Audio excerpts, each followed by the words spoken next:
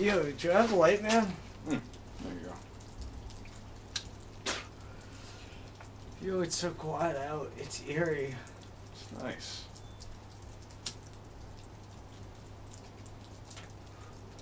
It's just... This is how, like, sci-fi movies start, man.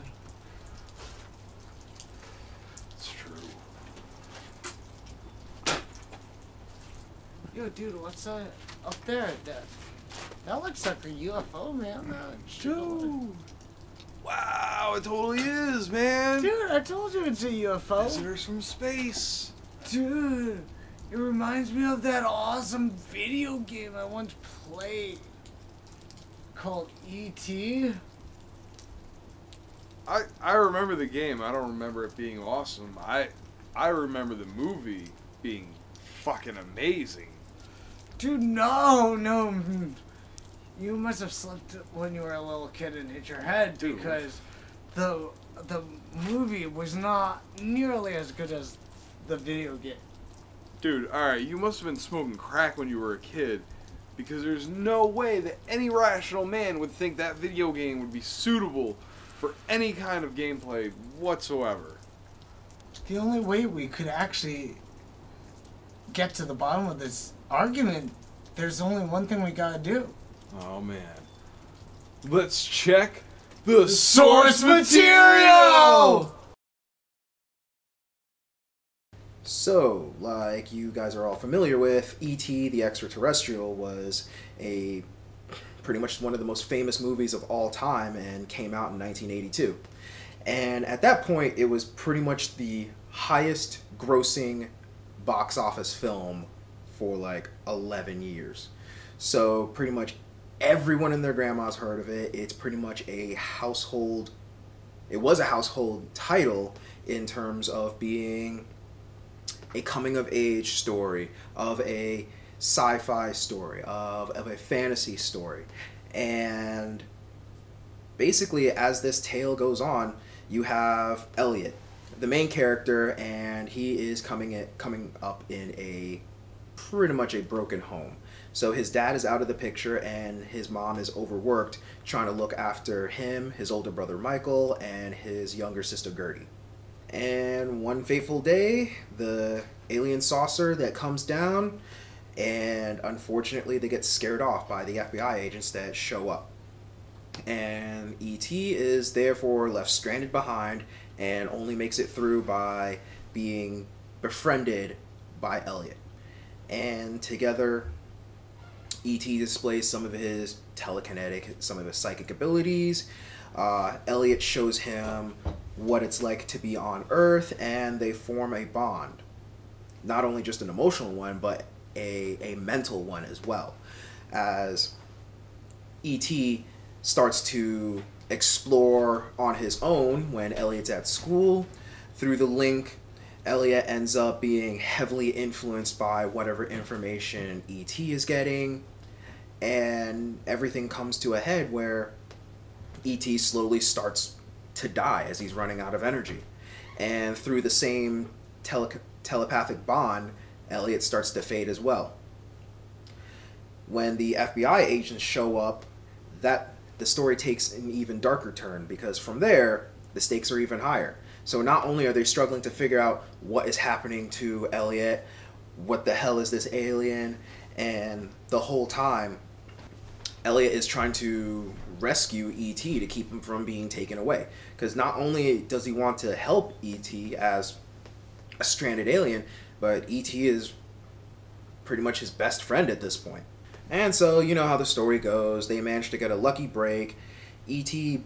manages to wake up from his stasis just in the nick of time for the rescue, and they do the classic phone home.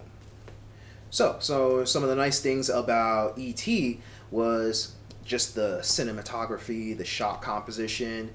When you go back and really pay attention to how, especially in the opening scenes, how the characters are being set up with as minimal information given to the viewer as possible, but just from seeing them move, talk, and interact with one another, you get a real feel of who they are as a character and what they represent to the narrative. In particular, I liked how they set up the the lead FBI agent who ends up being essentially the antagonist for a large chunk of the movie. You only see him from a cut waist down, and he is distinct from the other faceless agents just by a dangling set of keys. And despite that, you manage to have this idea of a strong, determined, even obsessed character that is willing to go to any lengths in order to find information on E.T., or at least just track down whoever came down from the alien saucer. Other things include how the layouts for a lot of the outdoor scenes repeat a lot, almost in the sense of being play-like. Like the shed in the backyard where Elliot first encounters the mysterious life form. He hasn't met E.T. yet, but he has seen something weird, fantastical even, and he's trying to convince his family and his friends to check it out. And a big chunk of that seemed to be influenced by Spielberg's history on this. Because apparently Spielberg based E.T. off of an imaginary friend he had when his own parents were going through a rough divorce. And so there's a lot of parallels of a young child, a young boy, who is caught in a turbulent relationship between his mother and father and looking for any kind of emotional outlet and just making one up. I'm here to talk about E.T. the video game for Atari. Released in 1982, it's supposed to replicate the highest grossing movie of its time in its day and age. It failed miserably to do so. The crew had 5 weeks to make the video game, which is unfortunate. They had a recent success with a Raiders of the Lost Ark game, which they had a 10-month span to complete. God damn it, this game sucks. There's 3 different difficulty settings they don't tell you about. There's 2 other difficulty settings that you need to read the book. Nobody wants to read the book when they buy a game. You actually have to read the book, and the book itself, it tells you that the game is horrible. None of us even read that. I don't think there's anybody in my generation that read the instruction manuals for many games that they played. But it was critical to read this one, and the instructions gave up as well. The instructions told you outright that you're just not going to win. You're not going to win. There are how the game works. You float around and you got to go find these 3 or 4 parts for the telephone to phone home, and they're just randomly placed in these little wells that you fall in, and sometimes you pull yourself out of the well and you fall right back in when you're done flying out, and the manual tells you that. It tells you that sometimes the game will fuck up and you will fall back out of the hole that you just pulled yourself out of for no reason, for no inherent reason.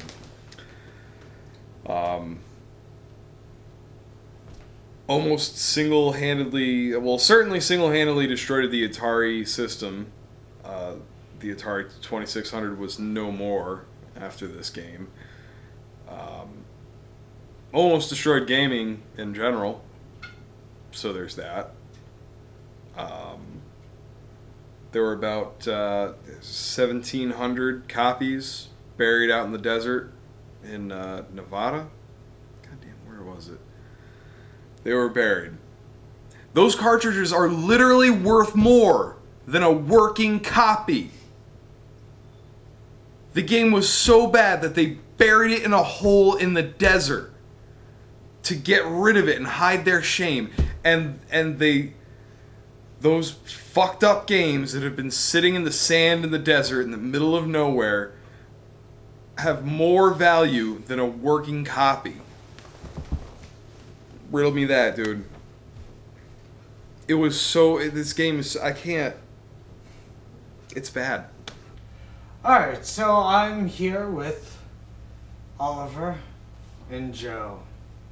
And we are going to discuss which is better, E.T. on the Atari or the movie E.T. So let's go through each one of our opinions. I mean, sure we differ a little bit, but how about you start, Oliver, with your opinion?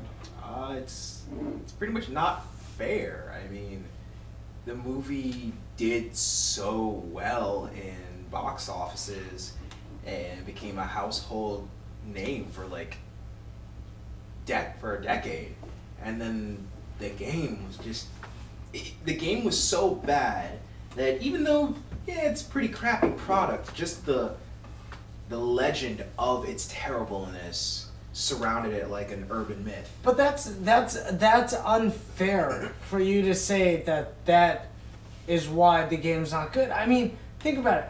Most of Atari's library really is just not that good.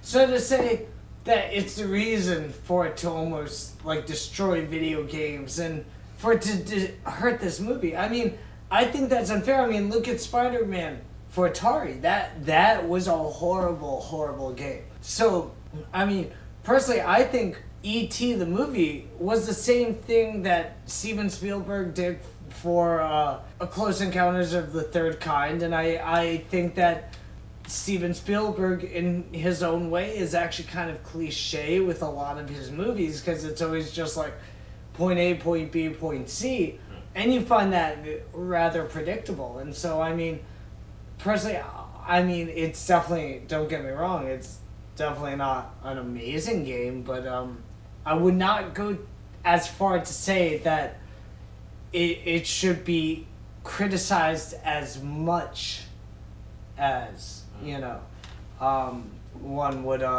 usually criticize it. I think it's just more the hipster approach where it's cool to criticize it because it got buried in the desert and stuff. Well, talk about being a long-term hipster fad if people were hating on it for like 3 decades. They were just hating on it because they didn't get to see it till recently. I don't know. What about you, Joe? I think the huge problem is this game has next to nothing to do with the movie. It was a blockbuster, and it was just pure success. And as you said, it just the profit margin was through the roof. Yeah, these guys just, like I said, they had 5 weeks. They had 5 weeks to make a video game. You cannot make a game with any comprehension in that time. Just in the game's defense, to play devil's advocate. If you look at Pac-Man, that game really isn't that special. It just is a little yellow thing that goes around eating ghosts. I know what I need to do in Pac-Man. I'm just saying, but you look at the modern games, they're just as complex. It's just that this was the first in its complex kind of nature. I mean, think about the Final Fantasy games, or even don't even compare it. Like, I'm just saying, I'm not trying to compare it to a Final Fantasy like 7 or anything. No, even earlier. Just go back to the like Final Fantasy. Like, I'm just saying you have to still go back and look at the manual. So for you to use the argument that you need to go back and look at the manual, I mean, I think that's BS because, for other games you still need to too. But the game is horrible and the manual admits that it is. I mean, it tells you of how E.T. might be weak, you know? It literally says that after you collect a certain amount of candy pieces, you start losing points for each candy piece you get. Despite playing through the That's entire a challenge. game, and the candy pieces up until that point restores energy. So you had an incentive to collect them, and it's just like, oh, you hit 31, and now they're poison. No, that's because that's a challenge. I mean, think about it. Everyone who played like Angry Birds and all those stupid apps on the phone got bored after them. It was a fad. And so, I mean, this is their way of trying to keep it different, unique, everything like that. Even then, it's not like the movie was perfect either. Like, again, while it was a pretty successful blockbuster piece and pretty much just like a timeless coming of age story, there are some little things, just stuff that you probably gloss over while you were watching it, but then when you go back in hindsight, it's like, that's kind of weird, in the sense that the central conflict of the movie, E.T. being stranded on Earth by his people. So he comes across as like a botanist or someone gathering plant samples on like a backwater planet, whatever.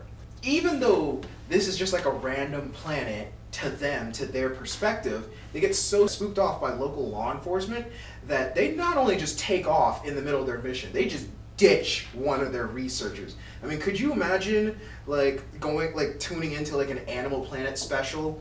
There's like a team of scientists trying to like, I don't know, follow seals on one of the Arctic poles, and they get freaked out that by like a herd of seals are moving towards them, that they go back into the boat and leave behind one of the researchers? I would actually want to see that. I do want to see that. Now you've opened my eyes. That's what we've been missing this whole time. I want like shark researchers to see one of their own eaten up, and as he's screaming for mercy while blood's going everywhere, they hop in the fucking boat, get on their fucking boat, and move the fuck on. So you say you want a prequel to Jaws. You want a prequel to Jaws. Pretty much. And I mean, that was once again a Steven Spielberg movie. See, it's full circle. But It's not a full circle because this game is just so goddamn bad. Why do you hate this game so much? Like, I do. I just what found out. What has it done to you? Show us on the bottle where the bad game touched you. Right around the tip. I literally learned that I've been playing this game on the hardest setting my entire life. Your life has been a lie, apparently. No, I've been setting myself up for failure. This game has been setting me up, and everyone else who's played it, for failure. Yeah, there's multiple grades to the difficulty, which is bizarre. Like, first there's the 3 difficulty settings of like, okay, so you play with all the people. Then you play with like, without the scientists grabbing you and putting you back to the base. And then you play without the FBI agents that are just coming up to you and stealing your shit. And then there's also the difficulty of how fast they move, and whether or not at the end of the game you can even complete it if someone's on the screen. And it's just... mind-boggling. What was the point of having this kind of control over the difficulty of the game when it's random? It's random. Everything is random. But think of it this way. This was one of the first games where it was randomized like this, where you didn't know what was happening. I mean, doesn't that have some merit? It could, but it feels like you guys are being too harsh. Okay, so fine then. The fact that the difficulty curve in the game could be so perfectly graded is a plus. Although it's kind of bizarre since they've had only 5 weeks to work on it, and then this. Yeah, that's what happens when you rush things. It's, you know what, the movie is just entertainment, and the game is just garbage, so... Trying to cash in on that. You're just garbage, I'm just saying, yeah. We're all garbage. We're very symbolic. We're all garbage in the end.